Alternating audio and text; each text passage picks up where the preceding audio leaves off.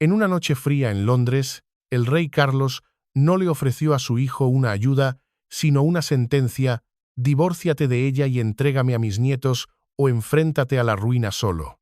Esta es la historia de una elección imposible que podría destruir a la monarquía para siempre. Bienvenidos una vez más a Voces del Palacio. Hoy no abrimos simplemente un archivo, abrimos una herida que sigue sangrando detrás de las puertas cerradas de la monarquía. Una historia cuyo eco resuena en los pasillos del poder. La narrativa que les contaré esta noche no comenzó bajo el cálido sol de Montecito, California, sino en la atmósfera fría y solemne de un tribunal en Londres, un lugar donde las verdades rara vez reconfortan. La noche había caído sobre la ciudad con un silencio extraño, casi antinatural, como si toda la metrópolis contuviera la respiración al mismo tiempo. Dentro del imponente edificio del Alto Tribunal de Justicia, el príncipe Harry sentía un frío que no tenía nada que ver con el clima de la capital británica. Estaba solo, rodeado de abogados con rostros impasibles y de un silencio que pesaba más que el propio acero de la estructura del edificio. Su larga y amarga guerra contra la prensa británica, una cruzada personal alimentada por el dolor de su pasado, se había transformado en algo mucho más peligroso. Una lucha desesperada por su propia supervivencia financiera. Junto a otros demandantes de alto perfil, entre ellos la leyenda de la música Sir Elton John, se enfrentaba a Associated Newspapers en una batalla legal de proporciones épicas, un enfrentamiento que definiría no solo su futuro económico, sino también su lugar en el mundo. Las acusaciones eran graves, un catálogo de décadas de presunta recopilación ilegal de información, una sistemática invasión de la privacidad que, según ellos, había causado un daño incalculable. Pero la justicia, como bien saben quienes la buscan en estos sagrados salones, tiene un precio, y este era astronómico. Los documentos judiciales, fríos y desprovistos de emoción, revelaban una cifra que helaba la sangre y detenía el corazón: $50 millones en costas legales proyectadas. 50 millones. Para un hombre como Sir Elton John, un titán de la industria musical, con una fortuna forjada durante medio siglo, esa cifra era un contratiempo, un coste doloroso pero asumible. Pero para Harry, cuyo valor neto es apenas una sombra del de su compañero de litigio, esa cifra era más que un número. Era una sentencia de muerte financiera. El aire en la sala se sentía pesado, denso, casi irrespirable. La tensión llenó la habitación.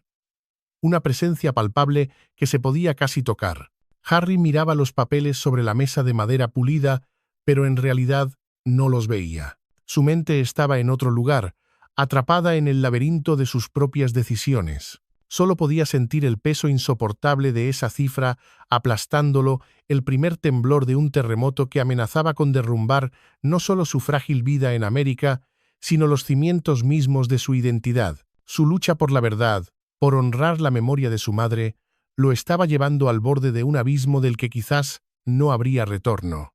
Era una ironía terrible. El hombre que había huido de la institución para encontrar la libertad, ahora se encontraba más atrapado que nunca, prisionero de sus propias batallas. ¿Y usted, que nos acompaña esta noche desde la comodidad de su hogar, cree que se puede realmente poner un precio a la verdad? ¿Vale la pena arriesgarlo todo por una causa, incluso cuando esa causa amenaza con destruirte? Compártanos su opinión en los comentarios. Nos encanta leerle, porque su voz importa en este archivo que abrimos juntos. Para entender la magnitud real del desastre que se cernía sobre Harry, debemos viajar desde la fría sala del tribunal en Londres a la aparente y engañosa calidez de California. Todo comenzó mucho antes de esa demanda millonaria. El vasto imperio financiero que Harry y Meghan planeaban construir en Estados Unidos, esa marca global que debía asegurar su independencia y demostrar su poder fuera de los muros del palacio, se estaba desmoronando en silencio. Sus cimientos, que alguna vez parecieron tan sólidos como la propia Torre de Londres, se revelaban ahora como lo que siempre fueron: arena. Los acuerdos iniciales, esas cifras de 9 dígitos firmadas con gigantes como Netflix y Spotify, fueron más que contratos. Fueron una declaración de independencia, un grito de guerra, la prueba de que la marca Sussex podía no solo sobrevivir, sino prosperar lejos de la corona. Pero la realidad, como suele ocurrir, era mucho más cruel. Fuentes internas de la industria mediática, esas voces que susurran en los pasillos de Hollywood, revelaban que el gran contrato con Netflix no se había renovado en su forma original. Se había transformado en algo mucho menos lucrativo, un acuerdo de primera vista, una especie de retención donde la compañía paga unos pocos millones por el derecho exclusivo a escuchar sus propuestas primero y, crucialmente, por el poder de rechazarlas. Tras el explosivo documental por Harry y Meghan y la descarnada biografía del duque, Spare, la sensación en la industria era unánime. La pareja ya había gastado su munición más potente. Habían vendido la historia de su dolor, de su huida, y el público, al igual que los gigantes del streaming, tiene una capacidad limitada para la queja. Es posible, susurraban los ejecutivos, que los Sussex ya hubieran agotado su cupo de victimismo. Al mismo tiempo, los ambiciosos proyectos personales de Meghan tampoco florecían como se esperaba. La promesa de una marca de estilo de vida que rivalizaría con el imperio Goop de Gwyneth Paltrow, esa visión de salud californiana y gusto curado, se había desvanecido entre rumores de mermeladas caseras y galletas para perros. El gran motor industrial que debía surgir de Montecito seguía siendo un espejismo en el desierto de sus ambiciones. Y mientras los ingresos disminuían a un ritmo alarmante, los gastos seguían siendo los de una realeza de primera línea. Una hipoteca sustancial sobre la mansión de 16 baños, la necesidad de una educación privada de élite para sus hijos y el detalle más debilitante de todos, la seguridad. Una factura constante, una hemorragia de millones de dólares que el público británico ya no pagaba. Habían construido una prisión dorada, una jaula de apariencias y obligaciones autoimpuestas, y ahora los muros comenzaban a cerrarse sobre ellos. La atmósfera en esa mansión ya no era de triunfo y liberación, sino de una tensión silenciosa, un miedo que se podía casi tocar en el aire inmóvil de las noches de California. El sueño americano se estaba convirtiendo en una pesadilla de la que no podían despertar. ¿Desde qué ciudad nos estás viendo esta noche? Déjanos saber en los comentarios. Para entender por qué un príncipe arriesgaría 50 millones de dólares que no tiene, es necesario comprender algo que rara vez se cuenta. No se puede entender la cruzada de Harry contra la prensa sin abrir el archivo más doloroso de la monarquía moderna, sin invocar la sombra que se proyecta sobre toda su vida. El fantasma de su madre, Diana, princesa de Gales. Su lucha no es una simple estrategia legal, es una compulsión, una obsesión casi religiosa, una herida abierta que, después de más de 25 años, se niega a cicatrizar. En la mente torturada de Harry, cada titular sensacionalista, cada fotógrafo escondido detrás de un arbusto, cada clic de una cámara, es un eco directo y brutal de la persecución implacable que, según él, acabó con la vida de su madre en un túnel de París. Diana no era solo un recuerdo. Para sus hijos, y especialmente para Harry, es una fuerza que sigue respirando en la memoria colectiva, una presencia activa que dicta sus movimientos desde el más allá. Para Harry, proteger a Meghan y a sus hijos de la prensa es mucho más que un deber de esposo y padre, es una forma desesperada de reescribir la historia, de darle a su propia familia un final diferente al que tuvo la suya. Él ve en Meghan a una mujer acosada por las mismas fuerzas oscuras, por la misma crueldad mediática, y su instinto protector se transforma en una furia contenida, una rabia que hierve justo debajo de la superficie. Esta batalla legal, con sus costes financieros devastadores, no es, por tanto, una elección racional. No se puede analizar con la lógica fría de un contable, es el acto de un hijo que carga con la culpa de no haber podido proteger a su madre y que ha jurado, ante su tumba, no volver a fallarle a su propia familia. Es una guerra profundamente personal que se libra en el escenario más público del mundo, una catarsis televisada que amenaza con consumirlo todo a su paso. Cada vez que Harry se para frente a un micrófono y habla de la prensa, no es el duque de Sussex quien habla, es el niño de 12 años que tuvo que caminar detrás del ataúd de su madre, expuesto ante el mundo, sintiendo el peso de millones de miradas y el sonido de 1000 cámaras registrando su dolor para la posteridad. Ese trauma, esa humillación pública, forjó al hombre que es hoy. Este dolor antiguo, este dolor latente que nunca ha desaparecido, es el combustible que alimenta su guerra sin cuartel. Y es una guerra que, independientemente del resultado en el Tribunal de Londres, ya le está costando el alma. El precio de esta batalla no se mide en millones de dólares, sino en los pedazos de sí mismo que está dejando en el camino. Desde la ciudad donde nos ve, cree que la lucha de Harry es un acto de amor y lealtad a la memoria de su madre o es una obsesión destructiva que lo está llevando a la ruina. Su voz importa en este archivo que abrimos juntos esta noche. La realidad financiera de los Sussex en Montecito es una historia de ironía trágica, un cuento con moraleja sobre la libertad y sus costes ocultos. Huyeron de una jaula dorada, la de los palacios y los protocolos, solo para construir otra, una quizás más hermosa por fuera, pero con barrotes igual de sólidos. Una prisión de expectativas, deudas y apariencias. La discrepancia entre su estilo de vida principesco y sus ingresos cada vez más terrenales se estaba convirtiendo en un abismo, una falla tectónica bajo los cimientos de su mansión californiana. Esa casa, con sus 16 baños y sus vastos jardines con vistas al Pacífico, no era solo un hogar. Era un símbolo, una declaración al mundo de que habían triunfado, pero mantener ese símbolo requería un ejército de personal. Jardineros, empleados domésticos, asistentes, un equipo de relaciones públicas, una estructura de costes digna de la realeza, pero ahora sin el respaldo ilimitado de la corona. A pesar de su retórica a menudo populista, la pareja vive como una élite decidida, y los costes asociados son implacables.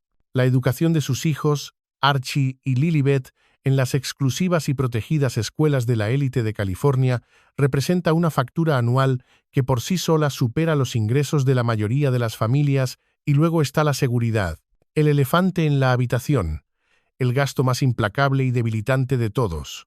Un equipo de protección privada de primer nivel, operando 24 horas al día, no es un lujo para ellos, sino una necesidad percibida, alimentada por sus temores y su estatus. Pero su coste, estimado en varios millones de dólares al año, es una hemorragia constante y silenciosa en sus finanzas. Mientras tanto, las fuentes de ingresos que debían financiar este imperio se secaban una a una. El valor de Harry en el lucrativo circuito de conferencias corporativas, que alguna vez fue una fuente fiable de dinero rápido, disminuía lentamente. Sus comentarios cada vez más políticos, especialmente sus críticas a figuras como Donald Trump, habían enfriado el interés de los posibles contratantes. Las grandes corporaciones pagan por inspiración y el brillo de las estrellas, no por lecciones de democracia de un príncipe extranjero exiliado. El aire en Montecito se volvía más pesado cada día que pasaba. Cada factura que llegaba al buzón era un recordatorio tangible de su frágil situación. La presión era inmensa, un silencio opresivo que llenaba las enormes y vacías habitaciones de la mansión. Estaban atrapados no por muros de piedra, sino por la imagen que ellos mismos habían creado, y el precio de mantener esa ilusión amenazaba con llevarlos a la bancarrota. La libertad, habían descubierto, era el bien de lujo más caro de todos, y estaban a punto de descubrir que quizás no podían pagarla. Fue en una de esas largas y silenciosas noches en Montecito, cuando el peso del mundo parecía insoportable y el futuro una hoja en blanco barrida por el viento, que Harry hizo lo impensable. Con el eco constante de las facturas impagadas y la cifra astronómica de los costes legales resonando en su mente, tomó el teléfono. El orgullo, esa armadura que había llevado durante tanto tiempo, se había hecho añicos. Al otro lado del océano, en un Londres que apenas comenzaba a despertar bajo un cielo gris, amanecía sobre Clarence House. Harry marcó un número que conocía de memoria, un número que representaba todo su pasado y, en ese momento, su única y desesperada esperanza. Al otro lado de la línea, después de unos segundos que parecieron una eternidad, respondió la voz inconfundible de su padre, el rey Carlos III. No fue una llamada para pedir una limosna, ni para suplicar un rescate sin condiciones. Fue, según nos cuentan las fuentes que se mueven en las sombras del palacio, una llamada para pedir un salvavidas, una forma de atravesar las catastróficas facturas legales que amenazaban con ahogarlo, con arrastrarlo a él y a su familia a las profundidades. Fue un momento de vulnerabilidad total, una admisión tácita de que el sueño americano, esa tierra prometida de libertad y autonomía, se había convertido en una pesadilla financiera. Podemos imaginar la escena, un cuadro cargado de una tensión casi insoportable. Harry, en la oscuridad de su lujoso estudio californiano, la voz quizás quebrada por la tensión y la falta de sueño. La conversación, nos dicen, fue difícil, cargada con el peso de años de resentimiento, de acusaciones públicas y de palabras no dichas que flotaban entre ellos como fantasmas. Era el hijo pródigo, el rebelde, pidiendo ayuda al padre a quien había desafiado y repudiado públicamente ante el mundo. No sabemos las palabras exactas que se usaron en esa llamada transatlántica, pero el silencio en la línea, ese silencio calculado y denso que caracteriza las comunicaciones de la realeza, debió ser tan elocuente como cualquier respuesta. Harry explicó la situación, el abismo de $30 millones que se abría bajo sus pies, un precipicio del que no podía salir solo. Puso su destino, y el de su familia, en manos del hombre que no solo era su rey, sino también el guardián último de la fortuna familiar. El director del banco de papá, en ese momento crucial, no era un príncipe desafiante ni una celebridad global, era simplemente un hijo asustado, un hombre que sentía que algo en su interior se rompía para siempre. La llamada no fue un acto de estrategia, no fue una jugada en un tablero de ajedrez, fue un grito de auxilio desesperado, lanzado a través de un océano de distancia y dolor. Y la respuesta que recibió no sería la de un padre compasivo, sino la de un monarca implacable, una respuesta que cambiaría el curso de la historia y que lo pondría frente a una elección imposible. La respuesta de Londres no llegó con el calor de un abrazo paternal, ni con la suave compasión que un padre podría ofrecer a un hijo en apuros.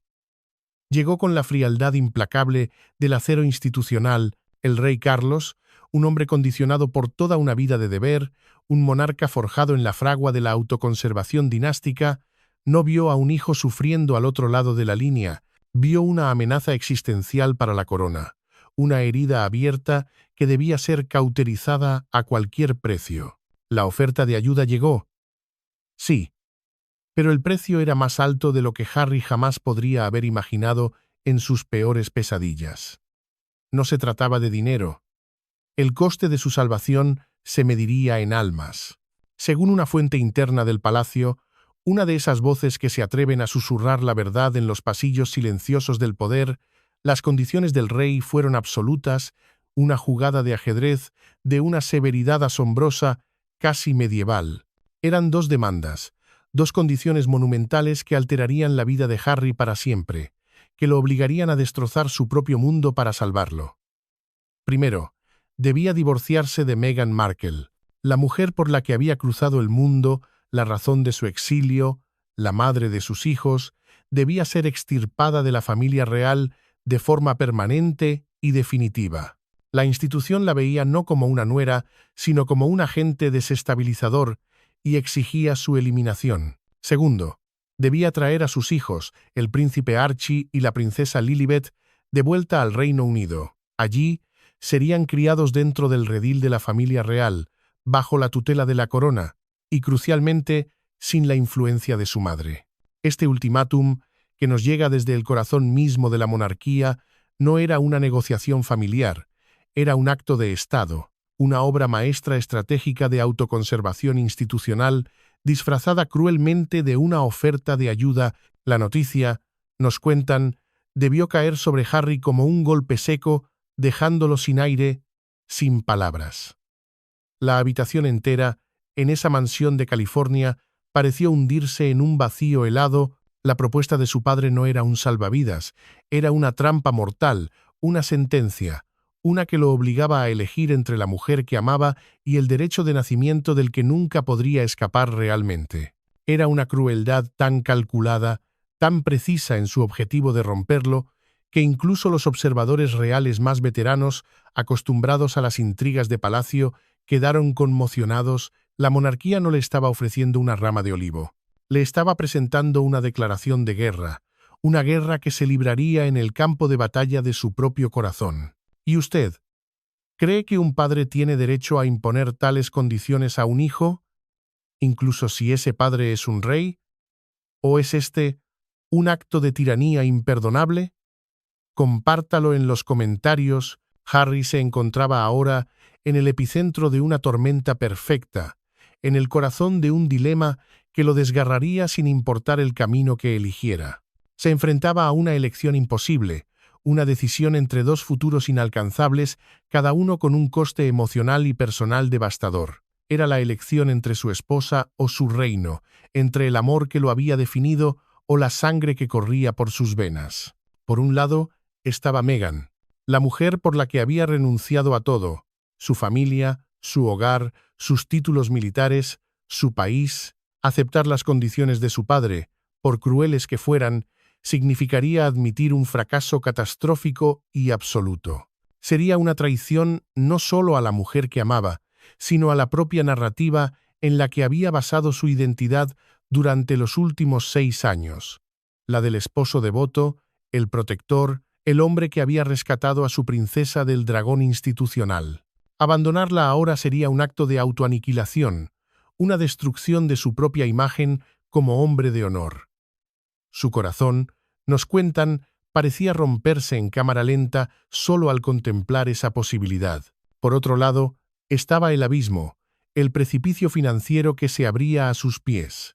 Rechazar la oferta de su padre significaba ser abandonado a su suerte, ser arrojado a los lobos de sus deudas y sus enemigos. Significaba enfrentarse a una ruina económica que desintegraría la vida que con tanto esfuerzo había creado para su familia. Sería un futuro de inestabilidad constante, de irrelevancia creciente, una lucha diaria por la supervivencia, despojado de la red de seguridad que, a pesar de todo, la monarquía siempre había representado. Vería cómo todo por lo que había luchado se convertía en polvo ante sus ojos, arrastrando a su familia con él. Era una elección faustiana, un pacto con el diablo donde cada opción conducía a una forma diferente de infierno personal.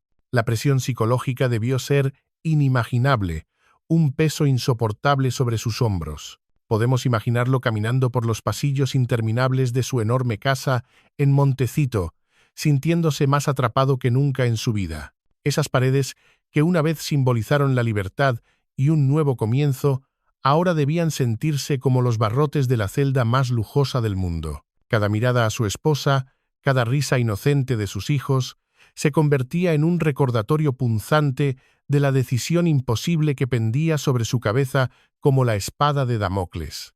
Era como si la habitación estuviera dividida en dos mundos. El oficial, frío, ordenado, representado por la oferta de su padre, y el emocional, deshecho, caótico, representado por su amor y su lealtad.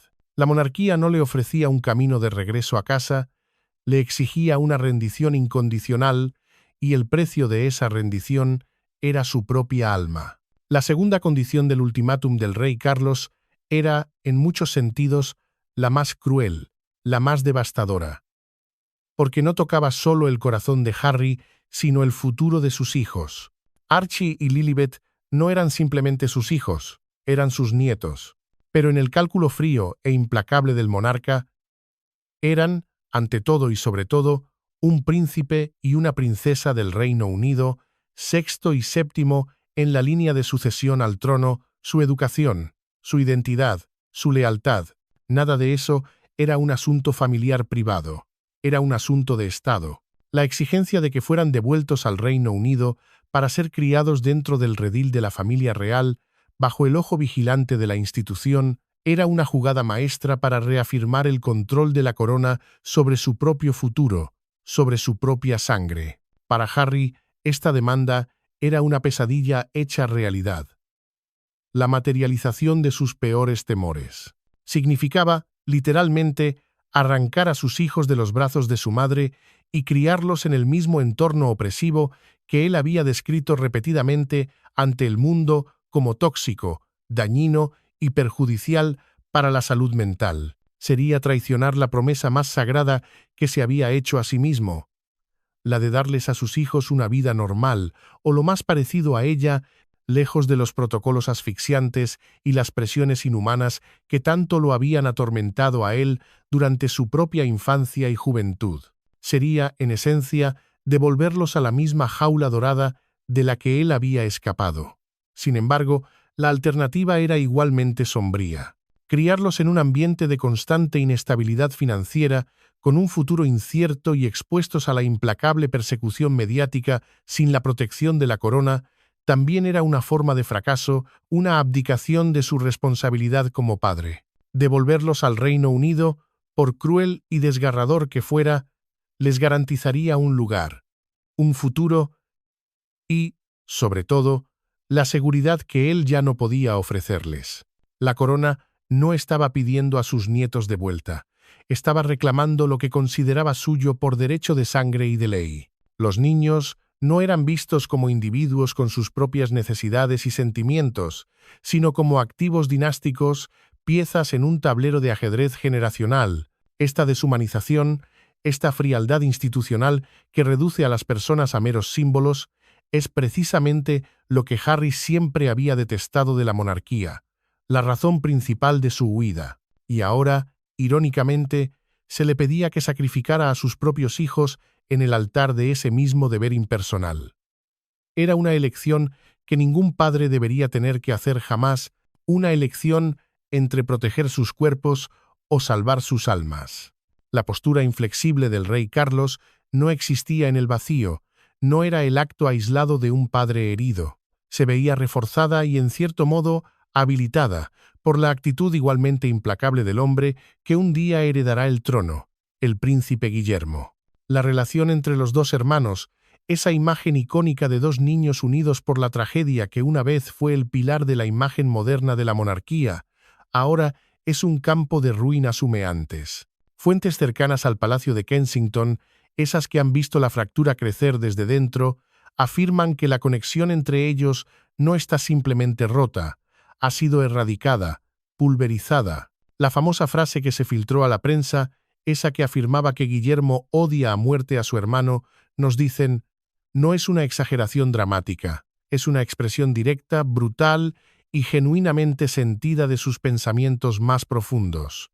Para Guillermo, el heredero atormentado, esto no es solo un asunto personal de rencor familiar, es, ante todo, un asunto constitucional. Como futuro rey, su deber principal, su única y no negociable responsabilidad, es proteger la corona. Las acciones de Harry, y especialmente las incendiarias acusaciones de racismo y negligencia lanzadas durante la entrevista con Oprah Winfrey, no se ven como un grito de ayuda de un hermano perdido. Se ven como un acto de traición. Guillermo vio, con una mezcla de horror y furia contenida, cómo su propio hermano y su cuñada se sentaban frente a las cámaras del mundo y, en su opinión, lanzaban un torpedo contra el costado del barco de la monarquía, una institución a la que él ha dedicado toda su vida y que un día deberá gobernar.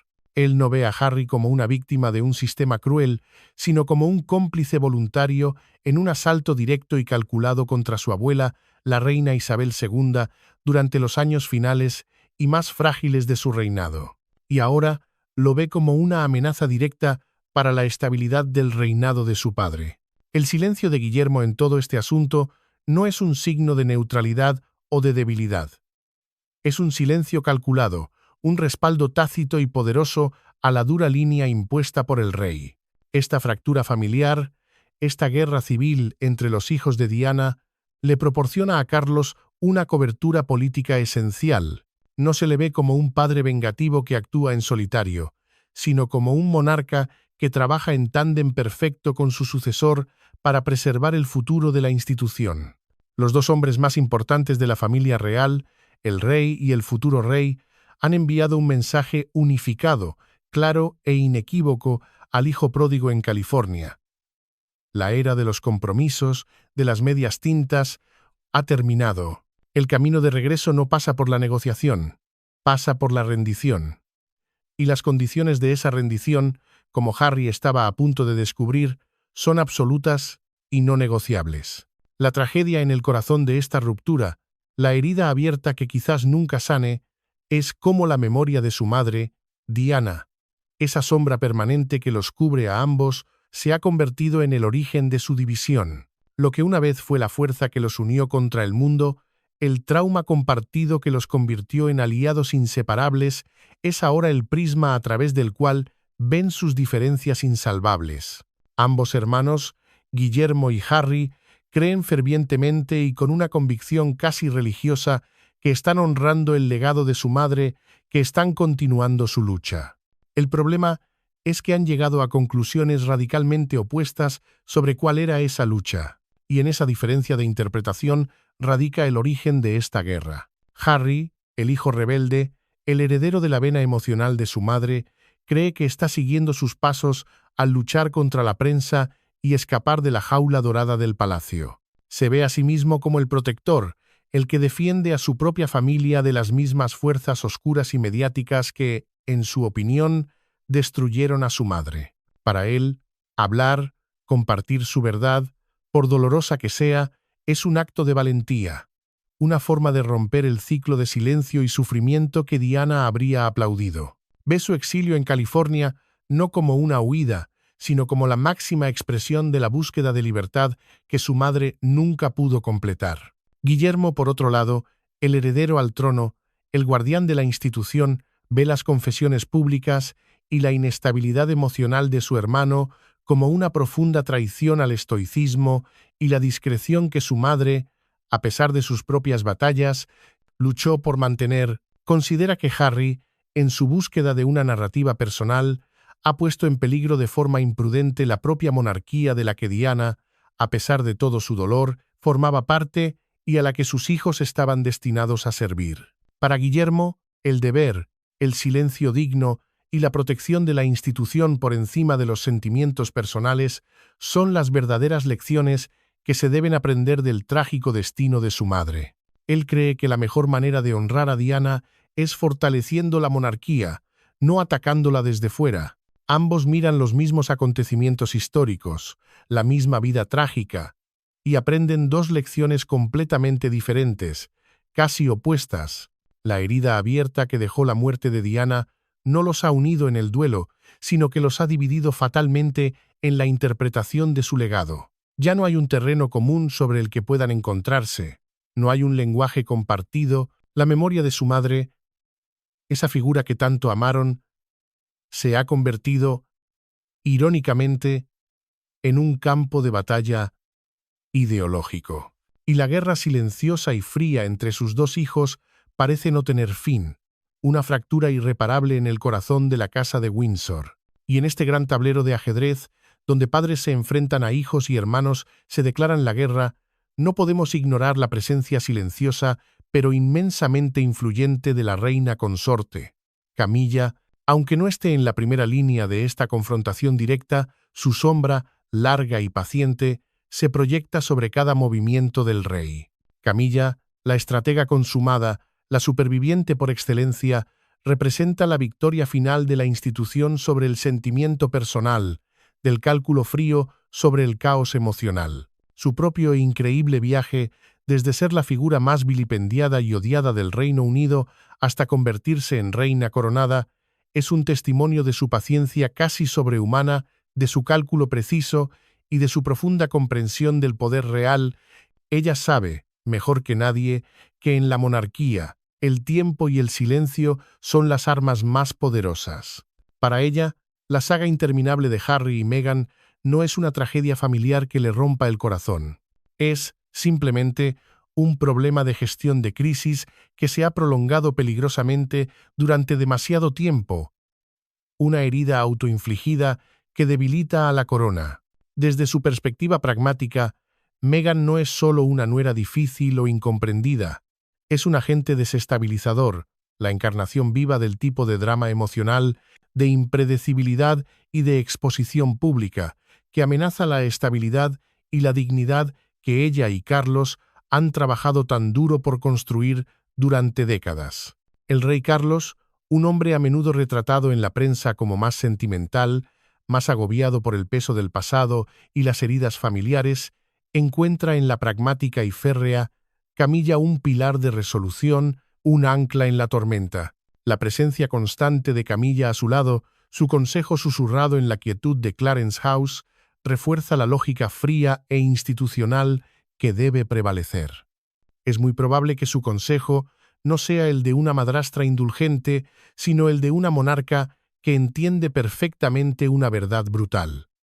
A veces, para salvar el cuerpo, hay que estar dispuesto a amputar una extremidad, por doloroso que sea. El ultimátum del rey, con su dureza casi feudal, con su crueldad calculada, lleva las huellas inconfundibles de una mentalidad que prioriza la supervivencia de la corona por encima de absolutamente todo, incluido el amor de un padre por su hijo. Y nadie en este mundo entiende mejor esa prioridad inquebrantable que la mujer que esperó pacientemente durante décadas en la sombra para, finalmente, reclamar su lugar junto al trono. Ella no permitirá que nadie, y menos aún el fantasma de Diana a través de su hijo, ponga en peligro todo lo que ha conseguido. Y en medio de este juego de tronos de alto riesgo, la pieza más impredecible, la más volátil y potencialmente la más poderosa, está en manos de Meghan Markle, mientras su esposo, el príncipe Harry, se debate en una crisis existencial que amenaza con consumirlo. Algunos analistas estratégicos y observadores de la realeza creen que, para Meghan, un divorcio no sería necesariamente un fracaso. Podría ser, irónicamente, su liberación, el momento de su máximo poder. Si el matrimonio de los Sussex llegara a su fin, ya sea por la aceptación de Harry de las duras condiciones de su padre o por el colapso interno de su propia relación bajo el peso insoportable de la presión, Meghan emergería de las ruinas no como una víctima, sino como una mujer soltera con una historia sin parangón en su capacidad de venta. Una historia que valdría su peso en oro. Con la ayuda de un prestigioso y despiadado abogado de divorcios de California, un tiburón legal que podríamos llamar Javier Mendoza, podría negociar un acuerdo financiero que no solo aseguraría su futuro y el de sus hijos de por vida, sino que enredaría a la familia real en prolongadas, costosas y humillantes batallas judiciales. La simple posibilidad de divulgar más secretos reales, más detalles íntimos de la vida detrás de las puertas del palacio durante el proceso de divorcio, se convertiría en la más poderosa de las herramientas de negociación. La corona pagaría casi cualquier precio para evitar ese nivel de escrutinio público, para evitar que sus secretos más oscuros fueran ventilados en un tribunal de California. Pero el verdadero golpe maestro, el verdadero botín, no llegaría con el acuerdo de divorcio. Llegaría después. Un libro de memorias, un contarlo todo con un título provisional como Mi verdad o Sin cadenas, podría conseguir un adelanto editorial que eclipsaría incluso al de Harry. Sería su historia, por fin, sin filtros, sin la atadura de ninguna lealtad residual a su esposo o a la corona. Su verdad, sin diluir, si el público consideró que la entrevista con Oprah y el libro por Spare fueron dañinos para la monarquía, un libro de una Meghan divorciada, sin nada que perder y con todas las facturas que pagar, podría ser un evento apocalíptico, una verdadera dinamita constitucional. Cada conversación privada, cada insulto percibido, cada secreto guardado, cada lágrima derramada en la soledad de su habitación, podría convertirse en la base de un bestseller internacional y una serie documental de múltiples episodios. Cualquier servicio de streaming, incluido Netflix, pagaría una fortuna por asegurarse los derechos de esa historia. Esta posibilidad, por cínica que parezca, redefine por completo la narrativa y el balance de poder. Al considerar la aterradora posibilidad de una Meghan desatada, libre de cualquier lealtad y armada con los secretos de la monarquía, el ultimátum del rey Carlos adquiere una nueva y siniestra dimensión. Quizás, solo quizás, el objetivo principal no era castigar a su hijo, ni siquiera reafirmar la autoridad de la corona. Podría haber sido una jugada desesperada y de un riesgo incalculable para neutralizar la amenaza de Meghan antes de que fuera demasiado tarde, antes de que explotara en sus manos. La monarquía, como institución milenaria, ha sobrevivido a guerras, revoluciones y escándalos. Sabe cómo lidiar con príncipes descontentos, ha tenido siglos de práctica, pero una exesposa carismática, inteligente, con un conocimiento íntimo de las debilidades y los secretos de la familia y con el respaldo total de la poderosa maquinaria mediática estadounidense, es una amenaza de un orden de magnitud completamente diferente. Es un enemigo para el que no están preparados. El rey, como un estratega experimentado y despiadado, puede estar viendo varios movimientos por delante en este tablero de ajedrez. Al obligar a Harry a elegir entre su esposa y su familia, está intentando forzar un final controlado a la crisis interminable de los Sussex, arrebatarles la narrativa. Si Harry, roto y desesperado, acepta las condiciones, el problema Meghan se aísla y se contiene. Ella queda marcada como la causa de la ruptura, mientras que los niños, el futuro de la línea de sucesión, quedan asegurados dentro del redil, bajo el control de la institución. Si Harry, por el contrario, se niega, él y Meghan son expulsados por completo, repudiados, pero su credibilidad y su poder se ven fatalmente socavados por su inevitable ruina financiera, convirtiéndolos en figuras marginales y patéticas en lugar de en adversarios poderosos y temibles. En ambos escenarios, el rey intenta desesperadamente desactivar la bomba de tiempo que es Meghan antes de que ella tenga la oportunidad de detonarla en sus propios términos y condiciones. Es una estrategia brutal, casi quirúrgica en su precisión. Pero desde la perspectiva fría y pragmática de la autoconservación institucional, puede parecer la única opción lógica que queda sobre la mesa. La pregunta que queda flotando en el aire denso de los pasillos del palacio es si el rey ha calculado bien el riesgo, o si, al presionar tanto, al llevar a su hijo al límite de lo soportable, está a punto de provocar la misma explosión nuclear que tan desesperadamente intenta evitar, porque una mujer acorralada, sin nada que perder, es el arma más peligrosa de todas, y el rey puede estar a punto de descubrirlo de la peor manera posible. Y así, la casa de Windsor se encuentra ahora en un precipicio, al borde de un abismo que ella misma ha cavado. El ultimátum del rey Carlos, esa jugada de alto riesgo diseñada para ser el golpe de gracia, ha convertido una disputa familiar, por muy pública y dolorosa que fuera, en una crisis constitucional en toda regla. La estrategia es, a la vez, brutal en su ejecución y decidida en su propósito final: cauterizar, de una vez por todas, una herida que ha estado desangrando la legitimidad y la mística de la monarquía durante años. El rey está forzando un final, está presionando a su hijo para que elija entre su familia de sangre y su esposa, para resolver permanentemente el problema Sussex. Si Harry, roto y disminuido, acepta las condiciones y regresa al redil, el hijo pródigo será bienvenido de vuelta, pero llegará encadenado y humillado. En ese escenario, la monarquía habrá reafirmado su poder absoluto, habrá contenido la amenaza y, lo más importante, habrá asegurado a la siguiente generación en la línea de sucesión. Será una victoria pírrica, una paz comprada a un coste emocional inmenso, pero una victoria al fin y al cabo. Pero, si Harry se niega, si elige el amor y la lealtad a su esposa por encima de la obediencia a su padre, será completamente repudiado.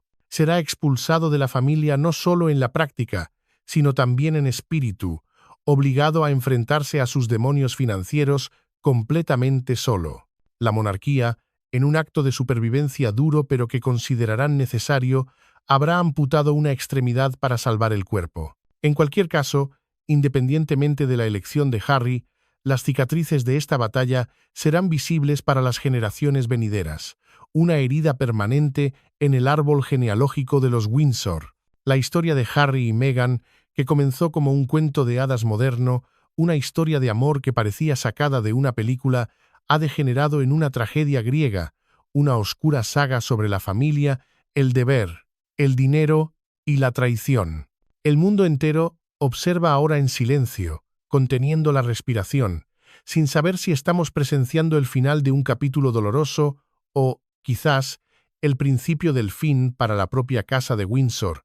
La tensión ha llenado no solo los pasillos fríos del palacio, sino el aire mismo de una nación y de la Commonwealth, que observan con una mezcla de fascinación y horror cómo su familia más icónica se desgarra en público, pieza por pieza. El futuro de una de las instituciones más antiguas del mundo pende ahora de un hilo, esperando la decisión de un solo hombre, una decisión que se tomará no en una sala de juntas, sino en la soledad de su corazón atormentado, y así llegamos no a un final, sino a una pausa cargada de un suspense casi insoportable. El destino de una de las instituciones más antiguas y poderosas del mundo pende ahora de la decisión de un solo hombre, un príncipe atrapado entre dos futuros imposibles, entre dos lealtades irreconciliables. Un rey que se ve forzado a elegir entre su deber como monarca y su amor como padre.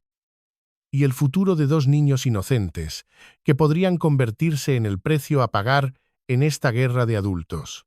La tormenta que el rey Carlos ha desatado con su ultimátum no es el final de la historia, es simplemente el umbral, porque cuando se abren los archivos ocultos de una familia tan compleja y herida como esta, las sombras que emergen ya no se pueden volver a controlar. La historia, se lo aseguro, no ha terminado. El silencio que ahora emana del Palacio de Buckingham y de la mansión de Montecito no es un silencio de paz o de resolución, es un silencio tenso, un silencio calculado. El silencio que precede a la batalla final. Las piezas siguen en movimiento sobre el tablero. Y lo peor, lo más doloroso, quizás todavía no ha sucedido. Y usted, que nos ha acompañado en este viaje a las profundidades del corazón de la monarquía, ¿qué piensa? ¿Hay un camino posible hacia la reconciliación o la fractura es ya tan profunda que es irreparable?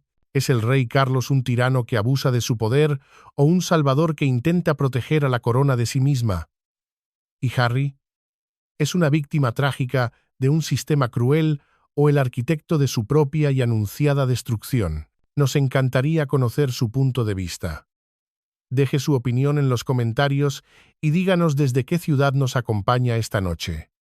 Su voz es crucial, porque este es un archivo que no se cierra aquí. Es un archivo que seguimos escribiendo juntos, mientras esperamos, con la respiración contenida, la próxima página de esta historia que ha cautivado, fascinado y dividido al mundo. Gracias por acompañarnos en Voces del Palacio.